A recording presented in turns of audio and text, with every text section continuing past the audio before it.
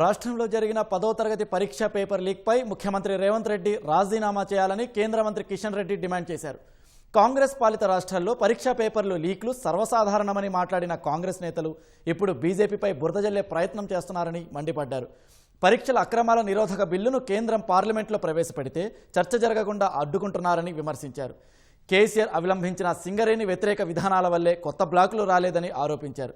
జంతర్ మంతర్లో విద్యార్థుల ఆందోళనలో విధ్వంసం ఎందుకు జరగలేదని రాహుల్ రేవంత్ బాధపడుతున్నారని కిషన్ రెడ్డి విమర్శించారు.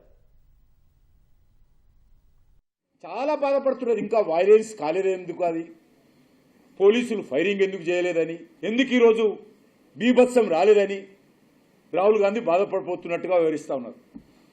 ఇంతకంటే దుర్మార్గమైనటువంటి వ్యక్తులు పార్టీలు ఎవరుండవు. ఈరోజు రేవంత్ రెడ్డి, నువ్వు విద్యాశాఖ మంత్రివి, నువ్వు ముందు రాజీనామా చేస్తావని అడుగుతా ఉన్నావు. నువ్వు రాజీనామా చేయి, వేరే వాళ్ళను రాజీనామా చేయాలని డిమాండ్ చేసే ముందు మీ హయాంలో 10th క్లాస్ పేపరు లీక్ అయింది, కొంతమందిని అరెస్ట్ చేశారు. మరి నువ్వు రాజీనామా చేయకుండా ఎదుటి వాళ్ళ మీద రాళ్ళు వేయడము ఎంతవరకు సమంజసమని అడుగుతా ఉన్నావు.